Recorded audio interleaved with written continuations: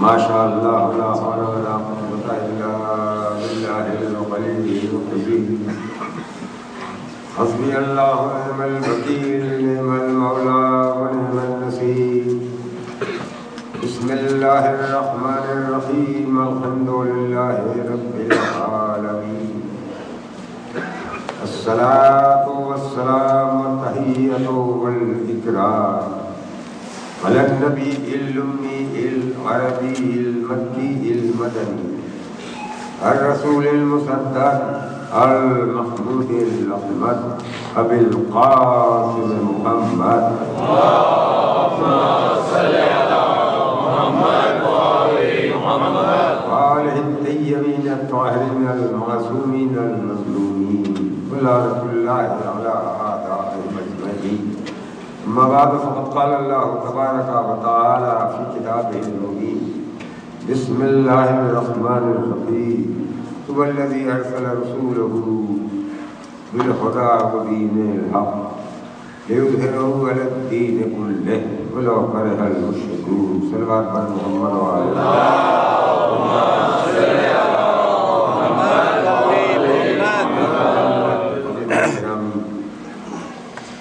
پچھلی گفتگو میں بات یہاں تک پہنچی تھی کہ سوال کا جو دروازہ 25 سال تک بند تھا اسے مولا متقیان علی بن ابی طالب نے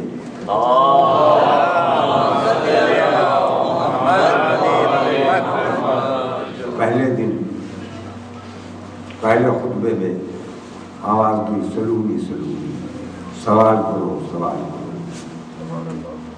یہ وہ بند دروازہ تھا جسے مولا نے کھول دیا. اگر یہ دروازہ بند رہتا تو عقل کا دروازہ بھی بند ہو جائے. اس لیے کہ سوال اور عقل لازم و ملزوم ہے. سوال وہیں پیدا ہوگا جہاں عقل ہے. جہاں عقل ہے ہی وہاں سوال کیا پیدا ہوگا؟ وہاں سوال کیا پیدا ہوگا؟ سوال وہی پیدا ہوگا کہ جہاں عقل ہے. سوال کا دروازہ بند ہو گیا تو عقل کا دروازہ بند ہو جائے گا. تو ایک طرف یہ کہا گیا سوالوں کی دعا اور دوسری طرف یہ کہا گیا کہ مذہب کے بارے میں سوچنا اور فکر کرنا، بحث کرنا، مباحثہ کرنا سب حرام ہے. سب حرام ہے. دین کو ماننا ہے تو ویسے مانو جیسے دیہات کی جاہل بوڑھی عورت مانتی ہے. عقیدہ ہونا چاہیے. عقیدہ اگر ہے تو سب کچھ صحیح ہے، اور عقیدہ نہیں ہے تو کچھ بھی صحیح نہیں ہے. عقیدے پہ اس قدر زور دیا گیا، اس قدر زور دیا گیا، یہاں تک کہا گیا. اور بڑے بڑے جو غادری جو علم کے سلسلے میں مشہور ہیں انہوں نے کہا ہے کہ ساری حقیقتیں عقل سے نہیں سمجھ میں آتی. اصل چیز جو ہے وہ عقیدہ ہے. عقیدہ کیا ہے عزیزان گرامی؟ قرآن مجید میں کہیں عقیدے کا ذکر نہیں ہے. یہ لفظ کہیں استعمال ہی نہیں ہوا ہے. آپ کا لفظ استعمال ہوا ہے. آپ کا مطلب ہے عہد کرنا، معاہدہ کرنا. عقیدے کا لفظ نہیں استعمال ہوا ہے. اب کیا استعمال ہے آپ بعد میں بتاؤں گا. پہلے مثال دے دوں کہ عقیدے میں اور علم میں کیا فرق ہے. قرآن نے جہاں کہا ہے وہی علم کہا ہے. علم حاصل کرو، علم حاصل کرو، علم حاصل کرو، اللہ کی معرفت حاصل کرو. علم اور عرفان دونوں کا مفہوم ایک ہے. علم حاصل کرو. علم کے لیے بار بار پیغام دیا ہے اور غور کرو اور فکر کرو اور تعقل سے کام لو. بلکہ ہر حکم جو قرآن دیتا ہے، ہر حکم دینے کے بعد وہ کہتا ہے عقل سے کرو، کام لو. عقل اپنی استعمال کرو. کیا تم اپنی عقل استعمال نہیں کرو گے؟ کیا عقل سے کام نہیں لو گے؟ عقل سے کام لو تاکہ تم کو علم حاصل ہو. علم حاصل کیسے ہوتا ہے؟ عقل کے ذریعے حاصل ہوتا ہے. عقلی ہی ہے جو علم کے ذریعے، معلوم کے ذریعے مجہول کو معلوم بنا دیتی ہے. یعنی ایک چیز معلوم ہے، اس کی روشنی میں دوسری چیز معلوم کر دیتی ہے. دو چیز معلوم ہو گئی تو تیسری چیز عقل معلوم کر دیتی ہے. عقل بڑھتی چلی جاتی ہے. عقیدہ کسے کہتے ہیں ابھی میں آپ کو بتا رہا ہوں. فرض کیجئے میرے سر میں درد ہے، میں نے ٹائیگان لیا اور کھایا. آپ نے کہا جناب یہ کیا کھایا؟ میں نے کہا ایک ٹیبلٹ ہے، اس کو کھا لیا. کہا کیوں کھایا؟ کہا سر میں درد ہو رہا ہے۔ کہا اس سے درد اچھا ہو جائے گا؟ میں نے کہا بے شک۔ اب آپ نے کہا کہ یہ آپ کا عقیدہ ہے، تو میں کیا کہوں گا؟ میں کہوں گا نہیں، میرا عقیدہ نہیں ہے، میرا علم ہے، یہ میرا علم ہے۔ میں ٹرین میں بیٹھا ہوا جا رہا ہوں، آپ نے کہا کہاں جا رہے؟ کہیں جا رہا ہوں۔ آپ نے کہا کہاں بیٹھے؟ میں نے کہا ٹرین میں۔ کہا کیوں؟ میں نے کہا مجھے فلاں شہر میں جانا ہے۔ تو کہا یہاں کیوں بیٹھے ہیں؟ میں نے کہا یہ ہم کو وہاں پہنچائے گی۔ آپ نے کہا یہ آپ کا عقیدہ ہے؟ میں نے کہا عقیدہ نہیں ہے، تو میرا علم ہے۔ اب آپ سمجھ گئے؟ اب آپ سمجھ لیجیے، جب ہم کہتے ہیں اللہ ایک ہے، یہ ہمارا عقیدہ ہے کہ علم ہے؟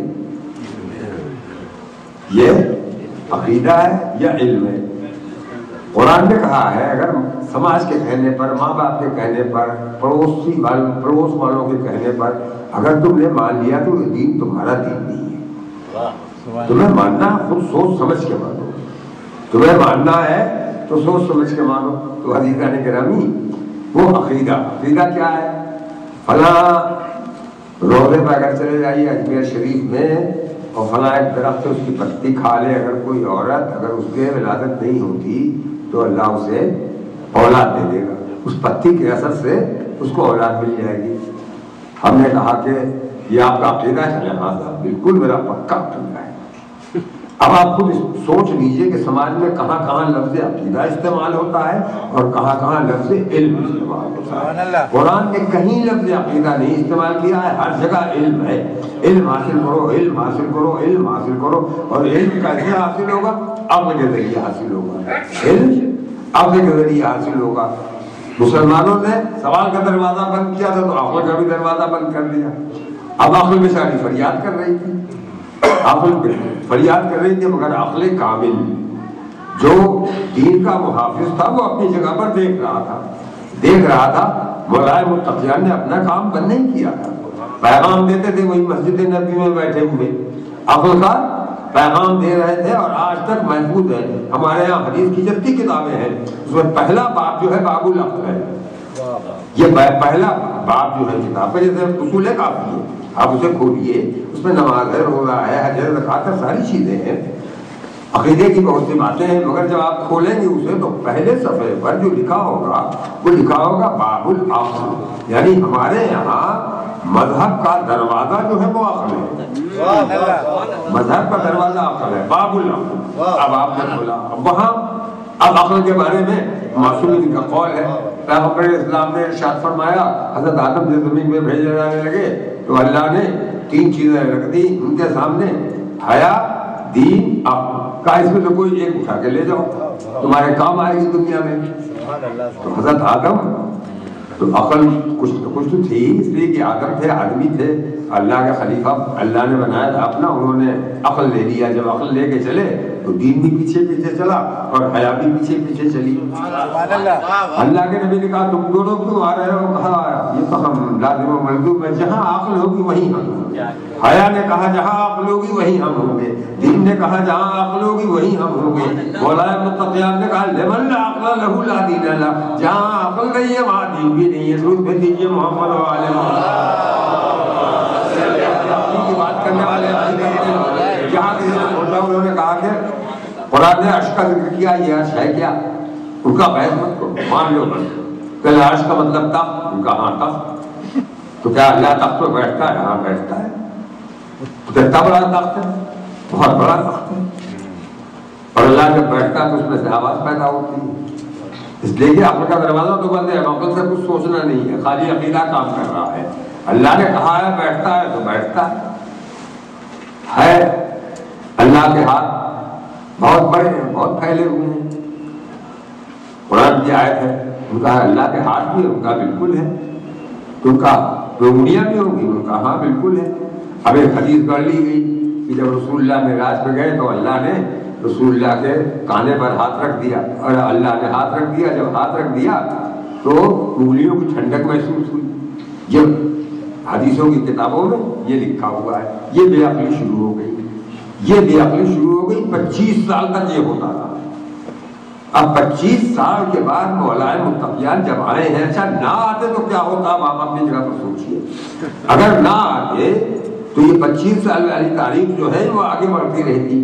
اب یہ مولائے متقیان ہیں جو جن کے لیے مشہور ہے، دوسروں نے غیروں نے کہا ہے کہ جہاں کھڑے ہو جاتے تھے علم کا دریا بہنے لگتا تھا، چاروں طرف سے علم کے سوتے پھوٹ جاتے تھے جہاں بھی کھڑے ہوتے تھے۔ میدان جنگ میں کھڑے ہیں، کسی نے سوال کر دیا، وہاں بھی جواب دے رہے ہیں، وہاں بھی جواب، تلوار روک کے جواب دے رہے ہیں۔ تو یہ عقل اور سوال کا دروازہ علی ابن ابی طالب نے کھولا۔ عقل کا مطلب ہو سکتا ہے کوئی کہہ دے کہ صاحب عقلیں جو ہیں وہ تو کئی کچھ الگ الگ ہوتی ہیں، زید کی عقل الگ ہے، بکر کی عقل الگ ہے، فلاں کی عقل الگ ہے۔ اچھا اگر ہے ایسا کہ سب کی عقل الگ ہے، تو جب قرآن کہتا تھا کفار و مشرکین سے کہ اپنی عقل سے کام لو، کیوں نہیں مانتے؟ اپنی عقل استعمال کرو، اپنی عقل سے کام لو، یا قلون تاقلون یا اولی الالباب، قدم قدم پہ قرآن کہہ رہا ہے۔ تو وہ کفار فوراً پلٹ کے کہتے ہیں کہ کام تو لے رہے ہیں آپ سے، وہ آپ کی عقل ہے، یہ ہماری عقل ہے۔ آپ کے عقل میں اللہ سمجھ میں آتا ہوگا، ہماری عقل میں نہیں سمجھ میں آتا، ہماری سمجھ میں نہیں آتا، مگر وہ بھی جانتے تھے کہ عقل میں تعدد نہیں ہے، عقل متعدد نہیں ہوتی، ایک ہی عقل ہے، خواہ وہ زید کی عقل ہو چاہے وہ بکر کی عقل ہو۔ کام لینے میں فرق ہو سکتا ہے، کوئی عقل سے کام لیتا ہے، کوئی نہیں لیتا، کوئی کسی کو موقع ملتا ہے، کسی کو نہیں ملتا۔ اور عقل کو کام پہ کیسے لایا جاتا ہے؟ غور و فکر کے ذریعے۔ کسی کو غور و فکر کا وقت ملتا ہے، کسی کو نہیں ملتا۔ جیسے آج کا سماج ہے، آج کی دنیا ہے، اس موڑ پر انسانیت کو پہنچا دیا ہے کہ سب کچھ ہے انسان کے پاس، غور و فکر کرنے کا وقت نہیں ہے، غور و فکر کرنے کا وقت نہیں، جسے دیکھیے سب کچھ ہے مگر وقت کا رونا رو رہا ہے، ایسا وقت نہیں، ارے صاحب وقت نہیں۔ چائے کا کپ ہاتھ میں لیا، بسکٹ کا پیکٹ دوسرے ہاتھ میں لیا، گاڑی میں آگے بیٹھ گئے، گاڑی بھی چل رہی ہے، چائے بھی پی رہے ہیں، ناشتہ بھی کر رہے ہیں۔ عورتیں اپنا آئینہ وائنہ لے کے جو کچھ کنگھی انگھی ہوتی ہے وہ بیٹھ جاتی ہے، کیوں؟ وقت نہیں ہے صاحب، وقت نہیں ہے، تھکے تھکائے آج سو گئے۔ غور و فکر کے لیے وقت نکالنا عبادت ہے۔ امام نے کہا ایک لمحے کی فکر 1000 صدی کے ذکر سے زیادہ قیمتی ہے، اس لیے کہ فکر کی قیمت ہی اس وقت بڑھتی ہے جب فکر کیا جائے، اور فکر کرے گا آدمی تو منزل تک پہنچ جائے گا، تو حقیقت تک پہنچ جائے گا۔ دشمنان آل محمد جانتے تھے کہ عقل کا دروازہ کھلا نہیں کہ دنیا پہنچ جائے گی اہل بیت کے دروازے پر، اسے بند کرو جس طرح سے بھی بند ہو سکے۔ ہر دور میں ایسے لوگ پیدا ہوئے، مثلاً اشعری ایک پیدا ہوئے، انہوں نے کہا کہ فلسفیوں کے پیچھے نماز پڑھنا جائز نہیں ہے، متکلمین کے پیچھے نماز مت پڑھو۔ متکلم کہتے ہیں غور و فکر کر کے بحث کرنے والے، علم کلام جاننے والے، یعنی علم الہیات جاننے والے۔ تو یہ عقل ہے۔ عقل ہے کیا؟ فرق اس میں تعدد نہیں ہے کہ ان کی عقل دوسری، ان کی عقل دوسری، بالکل میت ہے۔ جیسے حساب ہے، فرض کیجئے کہ ایک لڑکے کو حساب دیا گیا لگانے کے لیے، اس نے لگایا، میں نے دیکھا، میں نے کہا حساب غلط ہے، اس نے کہا آپ کا حساب غلط ہوگا، میرا والا صحیح ہے۔ تو آپ اس سے یہ کہیں گے بھائی حساب میرا تیرا نہیں ہوتا، حساب تو ایک ہی ہے، حساب تو ایک ہی ہے، چاہے تم لگاؤ چاہے میں لگاؤں، چاہے تم لگاؤ چاہے میں لگاؤں، اسی طرح عقل ایک ہی ہے، چاہے آپ استعمال کریں چاہے میں استعمال کروں۔ آئنسٹائن نے کہا کہ زندگی کی توجیہ تو کی جا سکتی ہے، عقل کی توجیہ نہیں کی جا سکتی۔ یہ کہاں پیدا ہوتی ہے، کیسے پیدا ہوتی ہے، مگر ہم اتنا جانتے ہیں کہ انسان لے کے آیا ہے عقل، اور اس میں تعدد نہیں ہے، اور اس کی کوئی مادی توجیہ نہیں کی جا سکتی۔ اس کا تعلق مادے سے ہے ہی نہیں، اس کا تعلق مادے سے ہے نہیں۔ عقل کا جو فیصلہ ہے وہ ہر ایک کی عقل کا فیصلہ ہے، 2 2 4 ہو گئے، عقل کا فیصلہ ہے۔ اب کوئی جوڑتا رہے، جو بھی جوڑے گا 2 اور 2 4 ہوں گے۔ ایک ایسا آدمی تھا جس نے کبھی 1 کروڑ روپے نہیں دیکھے ہیں، اس سے کہیے بھائی 1 کروڑ روپے اور 1 کروڑ روپے اگر ملائے جائیں تو کتنے ہوں گے، وہ فوراً کہے گا 2 کروڑ۔ آپ نے تجربہ کیا ہے؟ کہا تجربہ تو نہیں کیا، مگر ہماری عقل یہی کہتی ہے، عقل یہی کہتی ہے، اور یہی سب کی عقل کہے گی، یہی تو ہم کا فیصلہ 1 ہوگا 2 نہیں ہوگا، جس طرح میتھ کا فیصلہ، حساب کا فیصلہ، ریاضی کا فیصلہ ایک ہوتا ہے، دو نہیں ہوتا۔ ایک سوال دیجئے، 100 طالب علم ہے، 100 اسٹوڈنٹ آگے بیٹھے ہوئے ہیں اور آپ نے ان کو دے دیا ایک سوال، حساب کا ایک سوال دے دیا، اور آپ نے مجھے اطلاع دی کہ 100 کے 100 طالب علم جو ہے انہوں نے بالکل صحیح جواب دیا، تو میں فوراً کہوں گا، قسم کھا کے کہوں گا، منبر کی قسم کھا کے کہہ سکتا ہوں کہ اگر 100 کے 100 طالب علموں نے صحیح جواب دیا ہے تو سب کا جواب ایک ہی ہوگا، دو ہوگا؟ دو ہو سکتا ہے؟ ایک ہی ہوگا نا، سب کا جواب ایک ہی ہوگا۔ اور اگر آپ نے کہا کہ سب نے غلط جواب دیا ہے تو ہم نے کہا سب کا الگ الگ ہوگا، سب کا الگ الگ ہوگا، اس لیے کہ باطل کی 1000 شکلیں ہیں، آپ کی تو ایک ہی شکل ہے، باطل کی 1000 شکلیں ہیں۔ اقبال نے کہا بدلتے رہتے ہیں انداز کوفی و شامی، حقیقت ابدی ہے مقام شبیری، مقام شبیری جو ہے وہ تو ایک ہے، وہ نہیں بدل سکتا۔ باطل کی 1000 شکلیں ہیں، 1000 شکلیں ہیں، 1000 شکلیں، اور یہی بات محمد مصطفیٰ صلی اللہ علیہ وآلہ وسلم کہ اولنا محمد و اوسطنا محمد و آخرنا محمد، یعنی ہمارا سب کا سب محمدی ہے، اس میں کوئی فرق نہیں ہوتا، روح محمدی ایک ہے، پیکر بدلتے جاتے ہیں، وہی روح محمدی علی میں تھی، وہی روح محمدی حسن میں تھی، وہی روح محمدی حسین میں تھی، اور وہی امام ظہور العابدین علیہ السلام میں تھی۔ درود بھیج دیجیے آپ حضرات،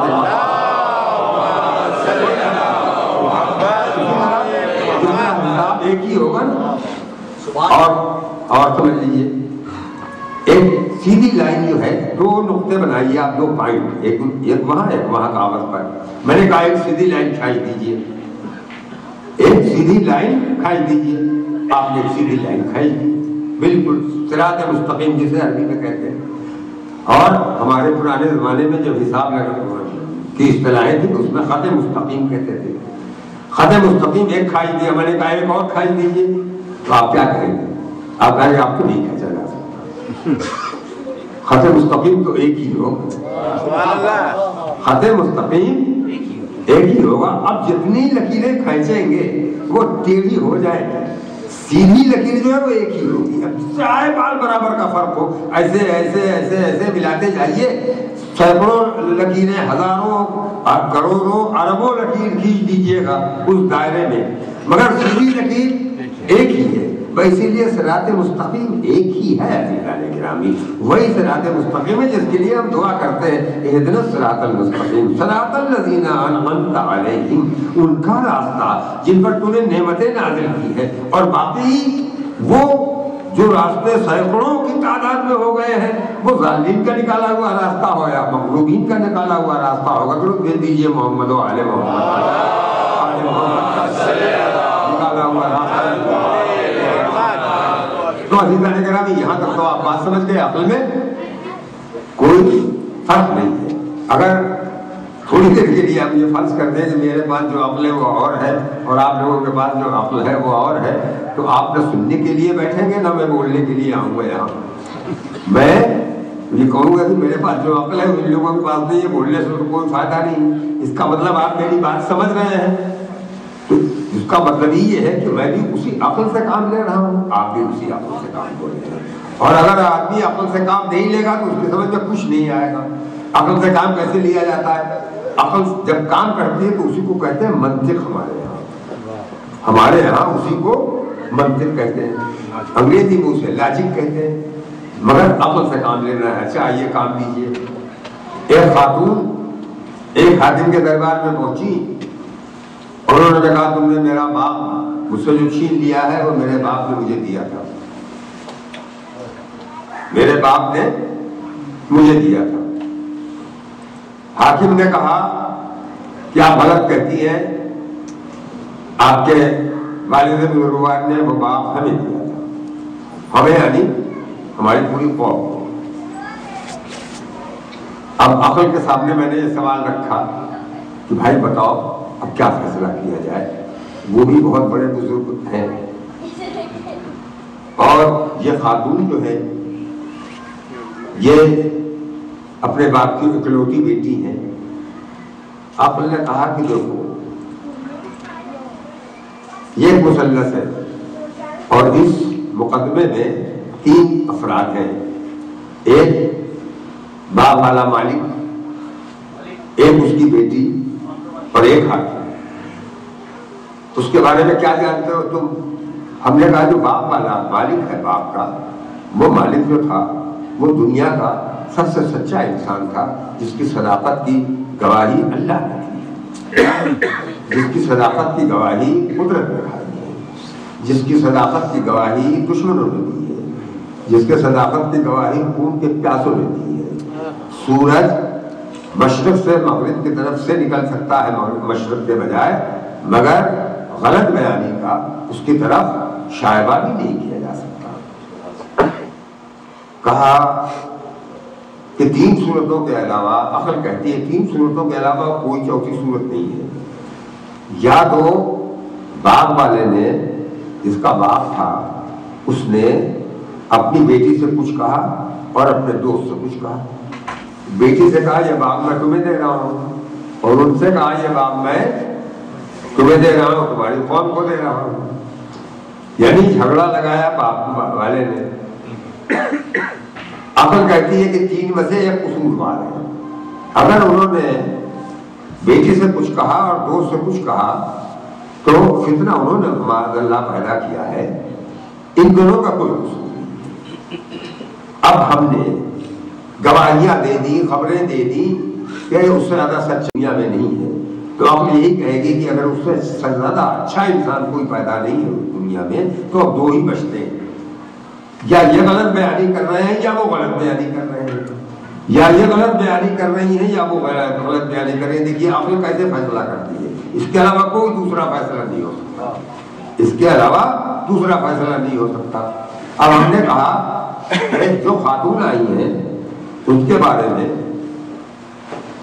باپ کے مالک نے، جو اس خاتون کے مالک ایک بزرگوار تھے، انہوں نے کہا ہے کہ میری بیٹی جو ہے وہ میرا جز ہے، میری بیٹی میرا جز ہے، میں اس سے ہوں وہ مجھ سے ہے۔ وہ طہارت کی اور عصمت کی اس منزل پر فائز ہے جہاں کوئی دوسرا نہیں ہو سکتا۔ جب صداقتوں کا قافلہ لے کے گئے تو اسے لے کے گئے، جب صداقتوں کا تعارف کی منزل آئی تو اسے لے کے گئے، اور ہر جگہ ایک صداقتوں کو ثابت کرنے کے لیے جب مجلس میں اعلان کیا اس کی طہارت و صداقت کا تو آیت تخیر نازل ہوئی، اور جب جلوس میں لے کے گئے تو آیت مبالغہ نازل ہوئی۔ وہ غلط بیانی تو کر ہی نہیں سکتی۔ اب عقل کہے گی، اب اس کے لیے ان کے بارے میں نہیں پوچھے گی، تیسرے صاحب جو بچ گئے ہیں، وہ کہے گی کہ جب وہ کوئی غلطی نہیں کر سکتے اور یہ غلطی نہیں کر سکتی تو 3 میں کوئی نہ کوئی ایک قصوروار ضرور ہے، لہذا اب ادھر جائزہ لینے کی ضرورت نہیں ہے۔ ہم نے کہا تھا اربوں آدمی انہیں سچا کہتے ہیں، اربوں آدمی سچا کہتے ہیں، عقل کہے گی خربوں سچا کہتے ہیں، مگر عقل کا فیصلہ غلط نہیں ہو سکتا، عقل کا فیصلہ غلط نہیں ہو سکتا کبھی نہیں۔ بس عزیزان گرامی یہی ہے عقل کا فیصلہ، اور ہر آدمی کو اللہ نے عقل دی ہے، وہ غور کر کے سوچ کے مسئلے تک پہنچ سکتا ہے۔ یہاں تک تو ہم آپ کو لے آئے، اب ذرا اور ذرا 2 قدم آگے بڑھ جائیں گے، 2 قدم آگے بڑھ جائیے، اپنا جائزہ بھی لیجیے اور اسی عقل سے لیجیے جس عقل سے ہم نے دین کو سمجھا ہے۔ ہمارا دین جو ہے وہ دین عقل ہے، دین عقل ہے، اور جنہوں نے عقل سے رشتہ توڑا اور انہوں نے ایک حونق دین بنا لیا، جب جو جی چاہا کہنا شروع کر دیا۔ عرش جو ہے وہ سونے چاندی کا بنا ہوا ہے، اس پہ ہیرے جڑے ہوئے ہیں، فرشتے اٹھائے ہوئے ہیں، اللہ بیٹھتا ہے تو اس سے آواز آتی ہے، اور کبھی اٹھتا ہے کبھی بیٹھتا ہے۔ ہمارے یہاں نہ اٹھتا ہے نہ بیٹھتا ہے، کائنات کا ہر ذرہ اس کا عرش ہے۔ معصوم کی دعا ہے وسع کرسی السماوات والارض، اس کی کرسی سارے زمین آسمان کو گھیرے ہوئے ہے، اس کا مطلب ہر جگہ اس کی کرسی ہے۔ کرسی اس کے عدل کی علامت ہے، تخت اس کے اقتدار کی علامت ہے۔ یہ صرف علامت ہے، جسے اللہ نے کرسی کہا اور تخت کا، عرش کا، یہ علامتیں ہمیں سمجھانے کے لیے، اس کے اقتدار کو سمجھانے کے لیے، اس کی حکومت کو سمجھانے کے لیے، اس کی طاقت کو سمجھانے کے لیے، اس کی قدرت کو سمجھانے کے لیے. مگر جب عقل آدمی نہیں استعمال کرے گا تو یہی سب احمقانہ باتیں آئیں گی، اور آئیں گی تو اس کا جواب کچھ سمجھ میں نہیں آئے گا، اس کا جواب کچھ سمجھ میں نہیں آئے گا. وقت زیادہ نہیں ہے میرے پاس، عقل کے سلسلے میں مجھے گفتگو کرنی چاہیے. عقل دیکھیے نہ چھوٹی ہوتی ہے نہ بڑی ہوتی ہے، نہ لمبی ہوتی ہے نہ ناٹی ہوتی ہے، کچھ نہیں. اور یہی عقل ہی ہے کہ جو آدمی کو آدمی بناتی ہے. اگر عقل نہیں ہے تو آدمی نہیں ہے، عقل نہیں ہے تو آدمی نہیں ہے. ڈارون نے کہہ دیا کہ یہ آدمی پہلے میڈک تھا، بلکہ ایک کیڑا تھا، اس سے میڈک بنا، اور میڈک جو ہے وہ بندر بنا، بندر جو ہے وہ بنمانوس بنا، بنمانوس جو ہے جنگلی انسان بنا، اور جنگلی انسان جو ہے وہ آج کا انسان بن گیا، آج کا انسان بن گیا. مگر یہ نہیں بتایا کہ یہ عقل کہاں سے آ گئی اور کب آئی، عقل کہاں سے آ گئی اور کب آئی. مگر ساری دنیا اس کے پیچھے چلی جا رہی ہے کہ صاحب اس نے کہا ہے، ارتقاء کا نظریہ دیا ہے. ارتقاء کا نظریہ تو ہمارے پاس بھی ہے، مگر ہمارا نظریہ یہ ہے کہ آدمی پہلے دن آدمی تھا. اور ارتقاء کا مطلب یہ نہیں ہے کہ وہ میڈک سے آدمی بن گیا ہے. ارتقاء کا مطلب یہ ہے کہ اللہ نے اسے زمین میں بھیج دیا، خالی زمین تھی، پہاڑ تھے، دریا تھے، اس نے اس زمین کو سجایا. جس کے لیے شاعر نے کہا تو گل آفریدی ایاب آفریدم، تو شب آفریدی چراغ آفریدم، تو صحراؤ، تو بیابانو صحراؤ دشت آفریدی، گلستانو گلزارو باغ آفریدم. تو نے مٹی بنائی تھی، میں نے پیالہ بنا لیا اس سے. تو نے رات پیدا کی تھی، میں نے رات کے لیے چراغ بنا لیا. تو نے صحرا پیدا کیا تھا، میں نے اسے گلزار اور باغ بنا لیا. یہ ارتقاء ہے، یہی انسان ارتقاء کرتا چلا جا رہا ہے. اچھا میں نے کہا کہ چلیے ڈارون کی تھیوری یہ مان لیجئے. کیسے مان لیں، کیوں مان لیں؟ کہنے لگے صاحب اس کے سارے ڈھانچے رکھ دیے برابر سے، یہ میڈک کے ہڈیوں کا ڈھانچہ ہے، اور یہ اس کا اور یہ اس کا، اور سب میں مواصلت پائی جاتی ہے، اور صاف اندازہ ہوتا ہے کہ یہ ترقی کر کے یہ بن گیا، یہ ترقی کر کے یہ بن گیا، یہ ترقی کر کے یہ بن گیا. میں نے کہا اچھا میں بھی ایک تھیوری رکھتا ہوں. میرے سامنے ایک چھکڑا ہے جس میں گدھا لگتا تھا. پہلے زمانے میں ایک پٹرا ہوتا تو اس میں باندھ دیا جاتا تھا، وہ لے کے چلتا تو اس میں پتھر رکھ دیا جاتا تھا. اس کے آگے ایک بیل گاڑی ہے جس میں بیل لگتے تھے. اس کے آگے ایک ٹمٹم ہے، بگھی، جس میں گھوڑے لگتے تھے، جس میں بادشاہ لوگ سواری کرتے تھے. اور اس کے آگے ایک کار کا ڈھانچہ کھڑا ہوا ہے، اور پھر اس کے آگے ایک ہوائی جہاز ہے. میں نے کہا معلوم ہوتا ہے یہ چھکڑا جو ہے ترقی کرتے کرتے جو کمزور تھے وہ چھکڑے کے چھکڑے رہ گئے، جو نہ مضبوط تھے وہ ترقی کرتے گھوڑا گاڑی بن گئے.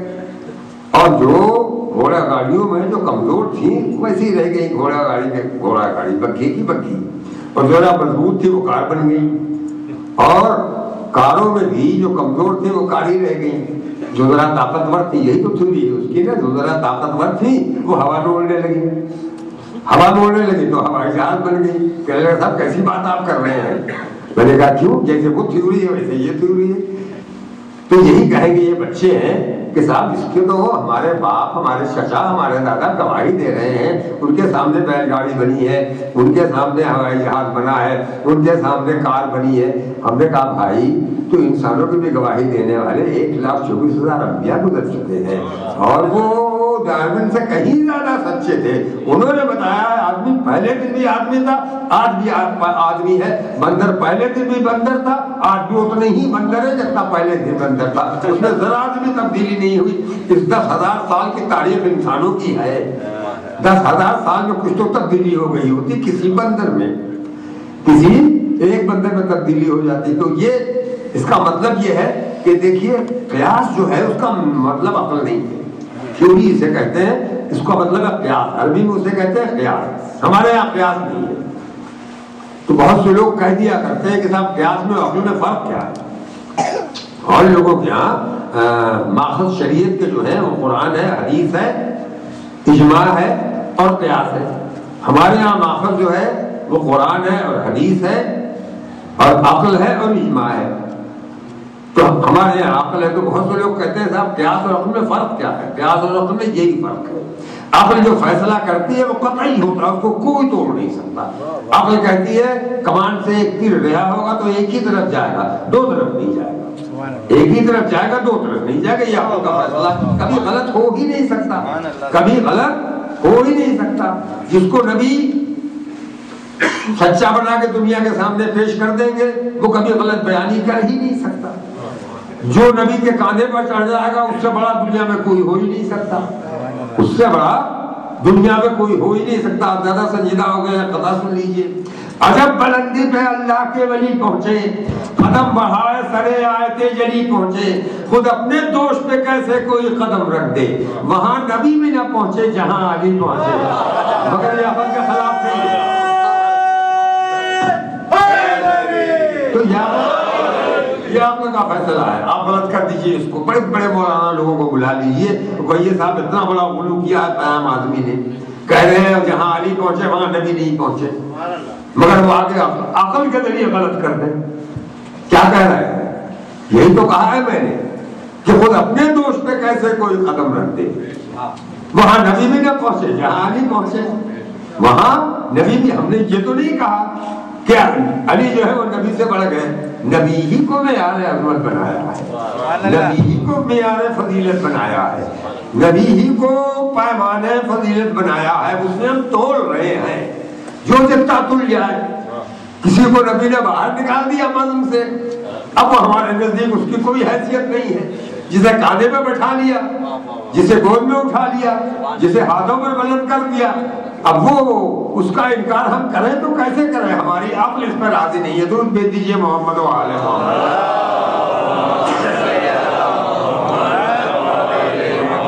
عقل کے سلسلے میں گفتگو ہوتی رہے گی، مگر اس کو بہرحال رکھیے کہ ہمارا مذہب عقل ہے. ہمیں بالکل ہوش اور حواس کے ساتھ کام کرنا چاہیے. ہم اہل بیت سے محبت کرنے والے ہیں، محبت کا بھی فیصلہ ہمیں عقل ہی سے کرنا چاہیے. عقل سے پوچھنا چاہیے کہ محبت کہتے کس کو ہے، محبت کہتے کس کو ہے. اگر عقل سے کام نہیں لیں گے تو کچھ سمجھ میں نہیں آئے گا. اچھا ایک مثال دوں. میں ایک بستی میں گیا، ایک صاحب تھے، انہوں نے کہا بازار جا رہا ہوں. میں نے کہا جائیے. انہوں نے تھیلا لیا، بازار گئے اور اس تھیلے میں بہت سا سامان بھر کے لائے. بازار سے بھرا ہوا تھیلا ہے، بالکل اٹھا کے لائے.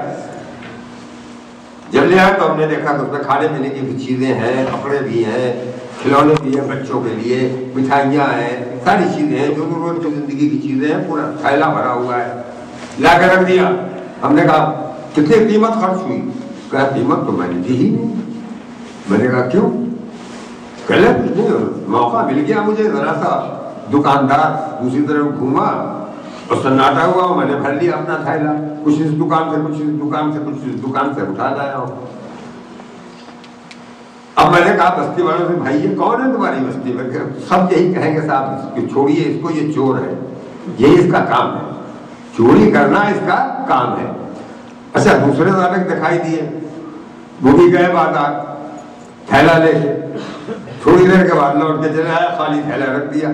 ہم نے کہا سامان کیوں نہیں لائے؟ کہا سامان تو میں نے کچھ نہیں لیا، قیمت دے دی دکاندار، قیمت دکانداروں کو دے دی.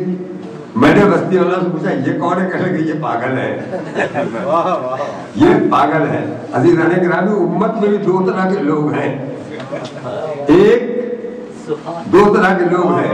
ایک اجر رسالت ادا نہیں کرتے، سامان لے لیتے ہیں رسالت کا، نماز بھی پڑھے جا رہے ہیں، روزہ بھی رکھے جا رہے ہیں، حج بھی کیے جا رہے ہیں، زکات بھی کیے جا رہے ہیں، سب کچھ کیے جا رہے ہیں، مگر اجر رسالت نہیں ادا کیا ہے، کسی مال کی قیمت نہیں ادا کی ہے. دوسرے لوگ ہیں نہ نماز پڑھتے ہیں، نہ روزہ رکھتے ہیں، نہ حج کرتے ہیں، کچھ بھی نہیں کرتے، مگر قیمت ادا کر دیتے ہیں، اجر رسالت دے رہے ہیں. محبت اہل بیت ٹوٹ کے کرتے ہیں، ٹوٹ کے کرتے ہیں. لیکن انکار نہ کیجیے گا، ٹوٹ کے کرتے ہیں، جان دے دیتے ہیں، اپنی جان دے دیتے ہیں اس نام پر. مگر ہے کون؟ پاگل ہے. تو امت میں دو طبقے ہوئے, ایک چوروں کا طبقہ, ایک پاگلوں کا طبقہ. اور جنت تو چوروں کے لیے بنی ہے نا پاگلوں کے لیے بنی ہے. عزیزان گرامی, بس میری بات سمجھ گئے ہوں گے آپ. عزیزان گرامی, امام حسین کے نام پر جان دینا اور امام حسین کے حکم پہ جان دینا اور نام پہ جان دے دینا ہمیشہ دیتے رہے ہیں. حضرت زینب صلوات اللہ علیہ جب کوفے سے تقریر کر کے آگے بڑھی ہیں, کوفے سے تقریر کر کے جب آگے بڑھی ہیں, آپ جانتے ہیں کیا ہوا؟ لوگ سر پٹک رہے تھے اپنا, نہ جانے کتنے مر گئے, نہ جانے کتنے مر گئے, اور 4000 تک ہوا بھی نکلے جن سے برداشت نہیں ہوا. اہل بیت کی محبت میں بے چین ہو گئے, اہل بیت کی محبت میں بے چین ہو گئے. 4000 تک ہوا بھی اور نکلے اور اپنی اپنی بیویوں کو طلاق دے دیا. اور طلاق دینے کے بعد سب کے سب روتے ہوئے گئے کربلا میں. 3 دن تک ماتم کیا, 3 دن تک ماتم کیا, اور ماتم کرنے کے بعد سب نے کہا جان دے دو. شام میں گئے, سب نے جان دے دیا. تلوار وغیرہ کچھ نہیں دیا, اسلحہ کچھ بھی نہیں دیا.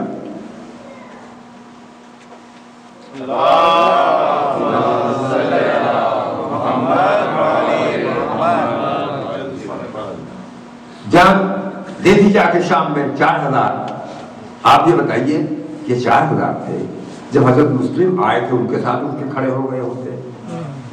جب امام حسین کربلا میں پہنچے اس وقت آ گئے ہوتے, یا نہیں آئے تھے, ان سے غلطی ہو گئی تھی. اب یہ لٹا ہوا قافلہ جب انہوں نے دیکھا تو انہیں ہوش آیا اور انہوں نے جان دے دیا. مگر اگر شیعہ ہوتے تو وہ سیدھے کربلا سے شام میں جاتے. وہ کہتے سب سے پہلے وارث حسین کے پاس چلنا چاہیے, سب سے پہلے امام کی خدمت میں چلنا چاہیے. ان سے پوچھیں کہ ہم سے یہ غلطی ہو گئی ہے, اب ہم کیا کریں. اس کا مطلب کہ اس کے قائل ہی نہیں تھے کہ امام ہیں, اس کے قائل نہیں تھے. اور امام حسین کو خط بھی جو لکھا تھا وہ یہی لکھا تھا, ہمارا کوئی امام نہیں ہے. کوئی شیعہ یہ کہہ ہی نہیں سکتا کہ ہمارا کوئی امام نہیں ہے. ہم نہ دیکھیں امام کو, یہ ہماری بد نصیبی ہے. مگر کوئی شیعہ یہ کبھی نہیں کہے گا کہ ہمارا کوئی امام نہیں ہے. امام تو ہے, ہم نہیں پہچانتے. یہ ہماری بد نصیبی ہے, یہ ہماری کم نظری ہے, یہ ہماری کوتاہی نگاہی ہے کہ ہم امام کو نہ پہچانیں. تو عزیزان گرامی, امام ضرور آتے علیہ السلام کی سے منسوب یہ مجلس ہے. آج 25ویں شب محرم کی. میں نے ایک دن کہا تھا کہ یہ عزا جو ہے, یہ عزاداری جو ہے, یہ گریہ جو ہے, یہ مجلسیں جو ہیں, یہ ماتم, یہ ہمارا احتجاج ہے, ہمارا احتجاج ہے. ہو سکتا ہے کوئی کبھی کہے کہ یہ احتجاج کب تک جاری رہے. تو آپ سید سجاد سے سبق لیجیے, آپ سید سجاد سے سبق لیجیے, بگڑنے کی ضرورت نہیں. کوئی کہے کہ اب اس سے کیا فائدہ, نہ امام حسین کو فائدہ پہنچے گا, نہ کسی کو فائدہ پہنچے گا, اب رونے سے کیا فائدہ, ان آنسوؤں سے کیا فائدہ. تو آپ سید سجاد سے سبق لیجیے. سید سجاد سے بھی یہی کہا تھا کسی کہنے والے نے کہ فرزند رسول بہت رو چکے, کتنا رو گے, صبح کو رو رہے ہیں, شام کو رو رہے ہیں, پانی دیکھتے ہیں تو رونا شروع کر دیتے ہیں, کھانا سامنے آتا ہے تو رونے لگتے ہیں, اتنا نہ روکیے. تو سید سجاد نے کیا کہا, یہی کہا بھائی جس کے 18 یوسف ایک ہی دن میں شہید کر دیے ہیں, وہ کیسے نہ روئے اور کیوں نہ روئے. اور سید سجاد نے انہی آنسوؤں سے جو انقلاب پیدا کیا ہے وہ کوئی نہیں پیدا کر سکتا. میں اس بارگاہ میں 2-3 بند کا نذرانہ پیش کر دوں. آنسوؤں کا وہ مجاہد پہ سرے سبت رسول, آنسوؤں کا وہ مجاہد پہ سرے سبت رسول. دیکھیے ابھی یہ پرچہ آیا ہے, شبیہ تابوت امام ضرورات علیہ السلام برآمد ہونے والی ہے. آنسوؤں کا وہ مجاہد پہ سرے سبت رسول, زینت سجدہ کناں عابد بیمار و ملول, وارث زور علی شیر نیستان بطول، جس کے حملوں سے کوئی بانی شر بچ نہ سکا، بچ گیا تیغ سے اشکوں سے مگر بچ نہ سکا۔ ہو جو تاریخ میں یہ جلوہ نمائی تو کہو، لشکروں کی ہوئی ہو یوں جو صفائی تو کہو، کہیں اس شان کی دیکھی ہو لڑائی تو کہو، کہیں اس شان کی دیکھی ہو لڑائی تو کہو۔ آپ جنہوں نے پہاڑوں کے جگر توڑ دیے، آنسوؤں نے جگر بانی شر توڑ دیے، وہ چلی شام کے زندہ میں دودھاری تلوار، وہ ہلا قصر ستم کانپ اٹھی وہ دیوار، وہ ہلا تخت وہ تاج الٹا وہ بھاگے کفار، فوجیں گھبرا کے جہنم کی طرف جانے لگیں، کوفہ کیا موت کی دیوار سے ٹکرانے لگیں، وہ بڑھا جانب منبر پہ سرے تشرہ دہن، وہ ہوئی اشکوں کی بوچھار میں آواز بدن، اہل دربار وہ خاموش ہوئے بول اٹھا رن، وہ کٹی رشتہ نسل اموی کی گردن، لشکر ظلم پہ اشکوں کی چڑھائی دیکھیں، کہہ دو دادا سے کہ پوتے کی لڑائی دیکھیں۔ تو سید سجاد نے آنسوؤں سے تاریخ کا رخ موڑا ہے، اور جیسی شکست باطل کو دی ہے ایسی شکست کبھی نہیں دی۔ سید سجاد نے کربلا کے بعد روتے رہے، 34 سال تک روئے ہیں، اور اس طرح روتے تھے کہ جو سنتا تھا وہ بھی سید سجاد کے ساتھ روتا تھا۔ دعائیں پڑھ رہے ہیں، آنکھوں سے آنسو جاری ہے، نماز پڑھ رہے ہیں، بابا کی نماز یاد آئی، آنسو جاری ہے، چلے جا رہے ہیں، کچھ اصحاب ساتھ میں ہیں۔ ایک جگہ دیکھا کہ بارش کے بعد دھوپ ہوئی تھی، زمین پر جب دھوپ پڑی گیلی زمین پر تو جگہ جگہ سے چھٹک گئی تھی، پھٹ گئی تھی، بیٹھ کے رونے لگے۔ پوچھنے والے نے پوچھا حسین کے مظلوم فرزند یہاں رونے کا سبب کیا ہے؟ کہا اس زمین کو دیکھ کے مجھے رونا آ گیا۔ کہا زمین سے کیا تعلق رونے کا؟ کہا میرے بابا کا کلیجہ ایسی ہی پیاس سے جگہ جگہ سے پھٹ گیا۔ اب آپ سوچئے سید سجاد کیوں نہ روتے؟ تو مگر ان آنسوؤں نے سے سید سجاد نے کتنا بڑا کارنامہ انجام دے دیا، کتنا بڑا، ذرا کبھی سوچا ہے آپ نے؟ علی جب نکلتے تھے مدینے سے جو نکلتے تھے تو وہ دور آ گیا تھا کہ ایک مرتبہ اندر گئے، معصوم عالم بیٹھے سر جھکائے ہوئے تھے، تو معصوم عالم نے کہا ابو الحسن میں جانتی ہوں کہ آپ کے دل کو تکلیف ہے، میں نے سنا ہے کہ لوگوں نے آپ کو سلام کرنا چھوڑ دیا ہے، طرف کے علی نے جواب دیا بنت رسول سلام کا نہ کرتے مگر سلام کا جواب دینا چھوڑ دیا ہے، میں سلام کرتا ہوں تو میرے سلام کا جواب نہیں دیتے۔ وہ منزل تھی امام مولا متقیان کی۔ امام حسن جب راستہ چلتے تھے لوگ راستہ روک لیتے تھے، آپ چلے جا رہے ہیں، ایک ظالم آیا، ایک شریر آیا، ادھر کھڑا ہو گیا، مولا متقیان کو برا کہنے لگا، ادھر کھڑا ہو گیا، مولا متقیان کو برا کہنے لگا۔ امام حسن نے کہا بھائی کوئی ضرورت ہو تو میں پوری کر دوں، مگر آپ دیکھ رہے ہیں امام حسن کو بھی راستہ نہیں ملتا تھا۔ امام حسین جب کربلا میں آئے ہیں تو یہ عرب کے لوگ تھے جو کوئی خنجر لے کے آیا تھا، کوئی نیزے لے کے آیا تھا، جس کو کوئی اسلحہ نہیں ملا تھا وہ ہاتھوں میں پتھر لے کے آیا تھا، کوئی ہمدردی کرنے والا نہیں تھا، کوئی یہ کہنے والا نہیں تھا کہ حسین کے بچے پیاسے ہیں تھوڑا پانی سے میں پہنچا دو۔ مگر سید سجاد نے جب تاریخ بدلی ہے اور تاریخ کا رخ موڑا ہے تو کیا عالم ہو گیا، وہی مدینہ ہے جہاں علی کے سلام کا جواب لوگ نہیں دیتے تھے، وہی مدینہ ہے۔ سید سجاد گھر سے نکلے، ایک قصاب نے دوسرے قصاب سے کہا آپ کی دکانیں بند کر دو، حسین کا مظلوم لال نکلا ہے گھر سے، اگر کٹے ہوئے گوسفند کی گردن پر نظر پڑ گئی غش کھا کے گر جائیں گے۔ میں کہوں گا اہل مدینہ اتنی ہمدردی کہاں سے پیدا ہو گئی؟ اللہ سید سجاد کے آنسو۔ آپ نے وہ واقعہ سنا ہوگا جب ہمارا چوتھا امام حج میں خانہ کعبہ کے اندر داخل ہونا چاہتا ہے اور ادھر ہشام جو حاکم مدینہ تھا اسے جگہ نہیں ملی اندر جانے کی، باہر بیٹھ گیا۔ امام اتنے میں دیکھا کہ سیدھے سجاد سر جھکائے ہوئے آگے بڑھ رہے ہیں، ادھر ادھر کسی طرف نہیں دیکھ رہے ہیں، پاپ رہنا ہے، امامہ سر کے اوپر ہے، آہستہ آہستہ چلے جا رہے ہیں، لبیک اللہم لبیک لبیک اللہم لبیک۔ اور جیسے ہی داخل ہوئے سارا مجمع کائی کی طرح پھٹنے لگا۔ بادشاہ کو راستہ نہیں ملا تھا، سیدھے سجاد کو راستہ مل گیا۔ گئے، جانے کے بعد حضرت اسود کو بوسہ دیا، طواف کیا، واپس ہو گئے تجاہل عارفانہ کے طور پر۔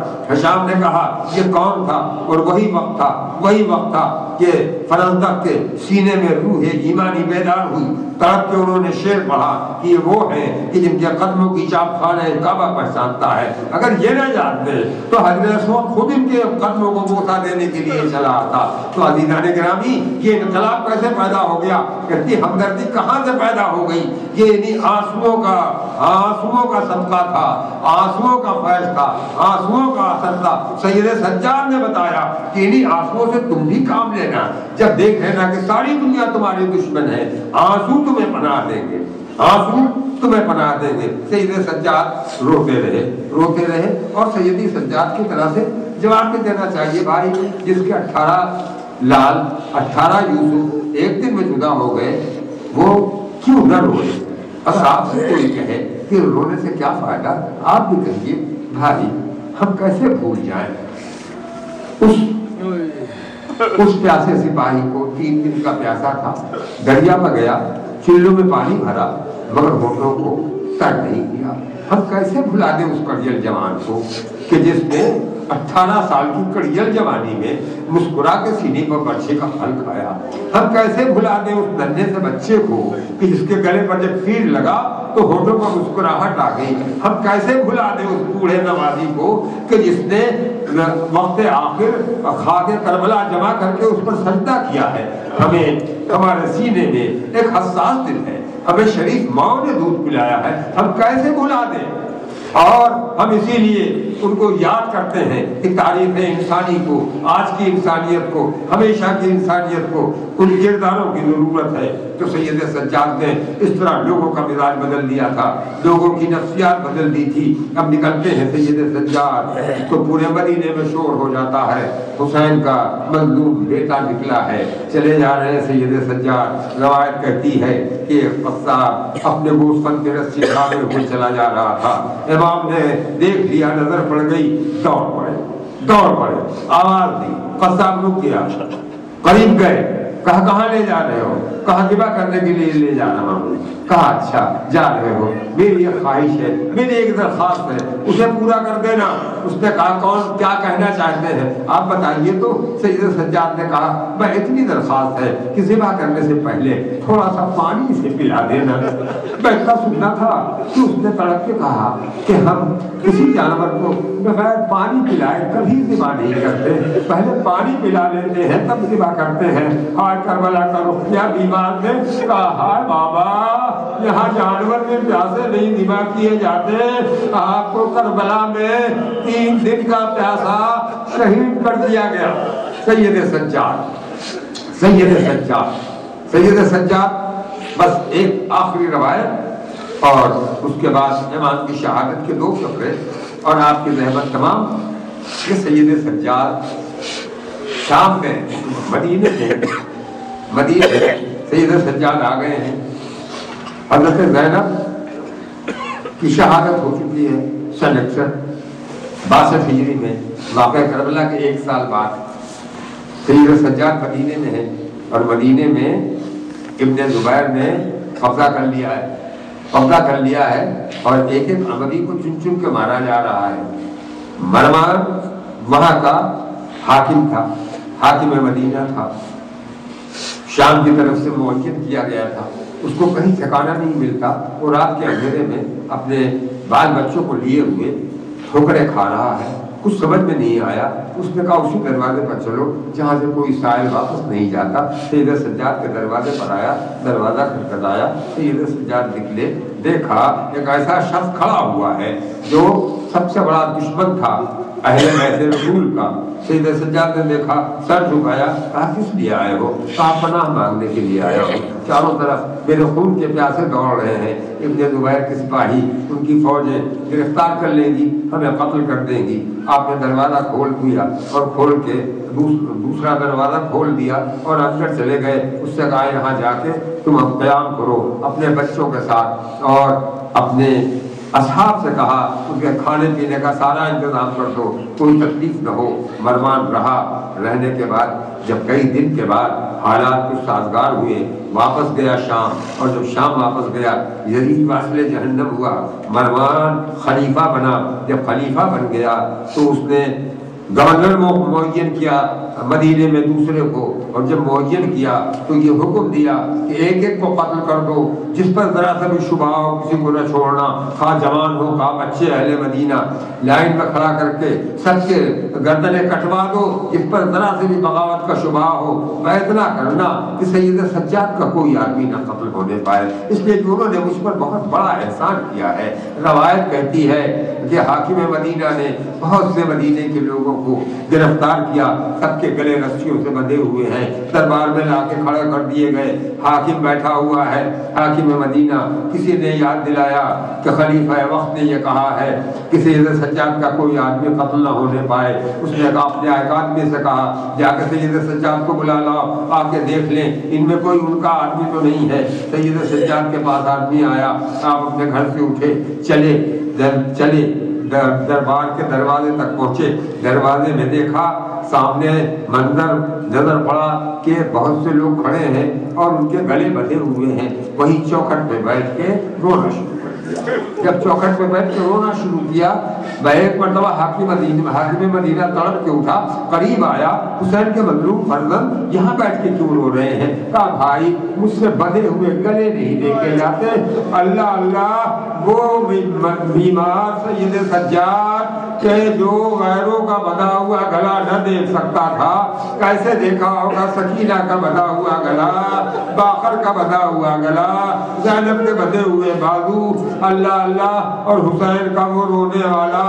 ایسی تاریخ 25ویں تاریخ تھی سفر کی کہ دنیا سے رخصت ہو گیا، اسی طرح رخصت ہوا جس طرح امام حسن دنیا سے رخصت ہوئے تھے، مگر پورے مدینے میں کوہرام مچ گیا، پورے مدینے میں کوہرام مچ گیا۔ راوی کہتا ہے کہ جس وقت میت اٹھی ہے اور بقیع میں لا کے رکھی گئی ہے اور امام محمد باقر علیہ السلام آگے کھڑے ہو گئے اور کھڑے ہونے کے بعد نماز کی تکبیریں کہنا شروع کی ہے، تو ایسا لگتا تھا کہ در و دیوار سے تکبیر کی آواز آ رہی ہے، آسمان سے تکبیر کی آواز آ رہی ہے، زمین کی سے تکبیر کی آواز آ رہی ہے۔ میں کہوں گا سید سجاد، آج آپ کا جنازہ، آپ کا تابوت شان سے اٹھا ہے۔ وہ لوگ جو ماننے والے نہیں تھے، جو بغض سینے میں رکھتے تھے، آپ نے اپنے آنسوؤں سے انہیں بھی شکل دے دی، آپ کے جنازے میں شریک ہیں، مگر اللہ اللہ، وہ وقت جب آپ جا رہے تھے کربلا سے، باپ کی پامال لاش میں نظر پڑی، آپ کو غشانے والا تھا۔ ایک مرتبہ زینب تڑپ کے آگے بڑھی، بیمار کے بازوؤں کو تھام لیا۔ ارے کیسے سید سجاد نے برداشت کیا ہوگا، رو کے کہتے تھے انہیں چھوڑ کے جاؤں کیسے، ہتھکڑی ہاتھوں میں ہے، قبر بناؤں کیسے، ارے تنہا ہوں، اتنے جنازوں کو اٹھاؤں کیسے، جانے کیوں عصر کے ہنگام قیامت نہ اٹھی، ہائے بیٹا موجود تھا اور باپ کی میت نہ اٹھی، انا للہ و انا الیہ راجعون۔